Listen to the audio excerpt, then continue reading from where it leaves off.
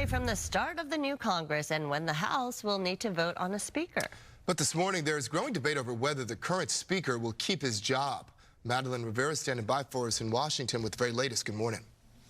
Good morning, Melvin and Sandra. Some House Republicans have signaled they're not happy with the way House Speaker Mike Johnson handled the funding fight. But Congress doesn't have time for a prolonged fight over the speakership, with Congress expected to certify the election results on January 6th. Quiet on Capitol Hill this week, but 1 week from today, a battle could be brewing. That's when the new Congress convenes on January 3rd, as mandated by the U.S. Constitution. And its first order of business, voting on a House Speaker. Again, we reconvene on January 3rd. We obviously have a lot of important things to do in January, but we do need to consider whether, if we're going to advance Mr. Trump's agenda, whether the current leadership is what we need. As questions swirl as to whether the current Speaker, Mike Johnson, can keep his job, questions are also being raised as to whether Congress will be able to certify the electoral votes by January 6th and formally make Donald Trump president. Without a speaker, there is no one with the procedural power to start the counting.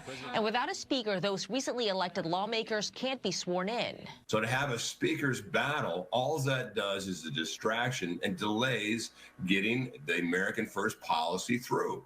The promise made is that it should be the promise kept, and the House has to do their part. They cannot do the part without a speaker. Some Republicans want President-elect Donald Trump to formally endorse Johnson, while for his part, Speaker Johnson is expressing confidence the GOP will be unified come next week. I think we'll have a smooth transition, a smooth election to Speaker, because we don't have any time to waste.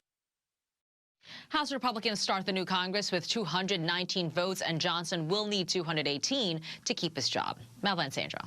All right, Madeline, thank you very much.